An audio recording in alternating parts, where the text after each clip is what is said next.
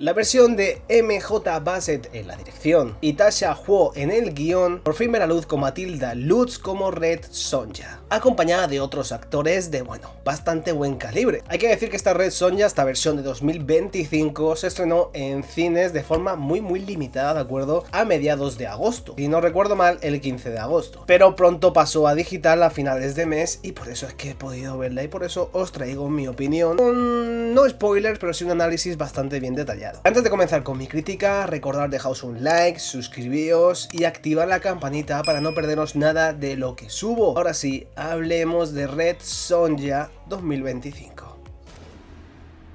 Comencemos hablando de que esta película reimagina el origen que conocemos del personaje. Tras el asalto a su aldea en Hircania, Sonja crece como una cazadora solitaria, hasta ser capturada por el villano, por Dragan, y siendo arrojada a unas fosas de temática gladiatora, vamos a decir. Y desde este punto decide liderar a un grupo de marginados para derribar al tirano, y también a su letal consorte, Anicia. Como veis, una historia bastante paralela a lo que es el cómic, que ahora hablaremos un poco de las diferencias y de las similitudes también, así es que lo traigo todo. MJ Bassett apuesta por un tono pulp y directo, más cercano quizás al serial de aventuras que al dark fantasy operístico, y es que la puesta en escena prioriza la funcionalidad del set piece: arenas, túneles, exteriores rocosos, campamentos nómadas, etc. Y quizás el enfoque tire más a un piloto de una serie extendido, con una creación de un mundo quizás un poco más dosificada, quién sabe, quizás futuras películas, que no sé si será el caso, pero en general se siente así, ¿no? Como un piloto extendido más que de una epopeya autocontenida. Y es que esto que os acabo de comentar tiene sus pros y tiene sus contras. Agiliza el arranque y evita la exposición pesada de muchos elementos, y cuando es fantasía, pues bueno, esto es de agradecer, pero en el otro ámbito deja muchos arcos temáticos bastante incompletos: la fe, la venganza, el liderazgo, arcos que piden una continuación a grito pelado, pero que ya os digo que no sé si será posible, así que eso se queda un poco desequilibrante en la balanza.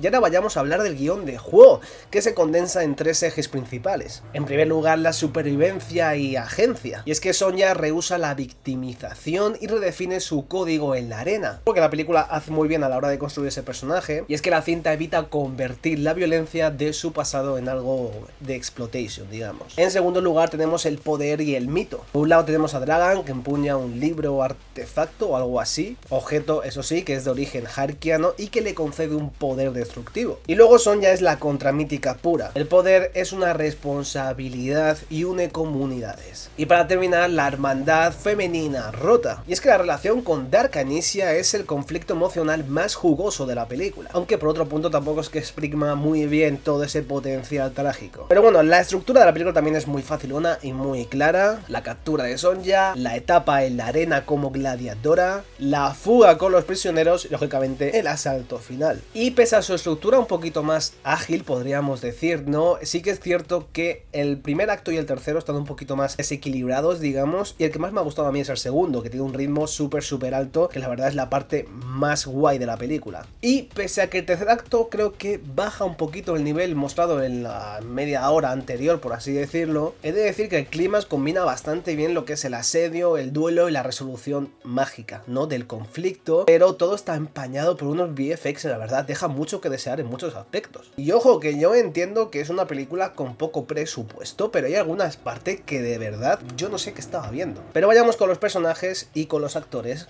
que dan vida a estos personajes. Matilda Lutz aporta como Red Sonja un fisicazo creíble y un registro lacónico que funciona muy bien en combate. Digamos que su Sonja es más una ermitaña pragmática que una reina carismática, alejándose así del icono ochentero que fue la actriz Brigitte Nielsen, lo he dicho así de memoria, así que perdonad. Una lección que creo que algunos estáis acostumbrados a esa película de los 80, pues quizás os sea un poco raro, por así decirlo, pero que en general creo que cuadra bastante bien con ese año 1 del personaje.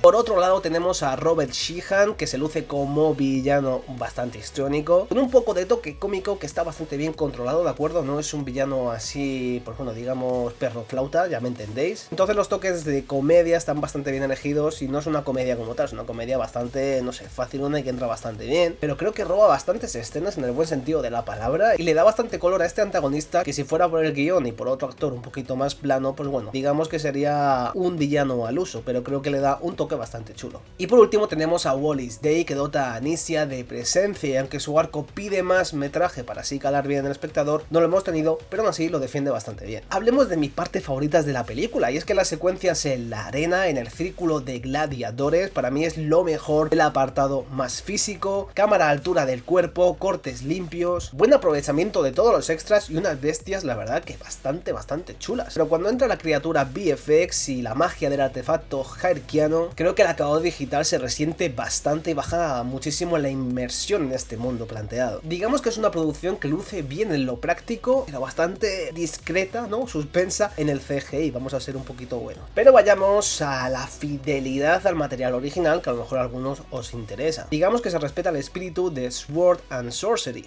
lo que es la espada, ¿no? La violencia más terrenal y la magia o el toque más arcano, y se actualiza de acuerdo al género de hoy en día. Digamos que Sonja no es una fantasía masculina, sino más bien un sujeto de la acción. La película dialoga con el cómic de Roy Thomas y Barry Windsor Smith y huye del molde creado en el 85 para mejor, la verdad. Más agencia, mejor combate, pero también en otro punto, digamos que un poquito también para mal. Y es que digamos que es un poquito menos épica de lo visto en el 85, quizás un poco rollo Conan. Y es que a diferencia del vehículo ochentero que vivía de la estela de Conan, esta versión no posee el músculo de producción ni la grandilocuencia de aquellos peplums, pero sí que la siento más consistente en tono y en combate. Digamos que donde más me ha fallado la película es en su alcance y en su asombro. Le falta un gran set piece memorable que marque identidad propia a esta Red Sonja, que la verdad que ahí se resiente muchísimo y puede ser uno de los puntos más flojos. Pero tras toda esta parrafada que os he soltado, vayamos con la mejor de la película, al menos para mí. Y es que Matilda Lutz se luce como guerrera física y es bastante creíble, así que me mete de lleno en la película. Como he dicho, las luchas de la arena de gladiadores y sobre todo el segundo acto me parecen espectaculares. Tanto Sihan como de lo que es el cuadrante de villanos me funcionan a las mil maravillas. Se hacen unos personajes que podían ser bastante flojos por otros actores, en unos villanos bastante bien llevados y que bueno, creo que en general funcionan muy bien. Y también creo que la música está bastante bien elegida, que sube bastante el voltaje de la película y que está muy bien encuadrada con los momentos vividos. Pero lo peor, y como os he comentado antes, tenemos los VFX irregulares, que por ejemplo en las criaturas y en la magia, ¿no? Que es donde más tiene que haber, más hincapié, ¿no? Tiene que haber en estas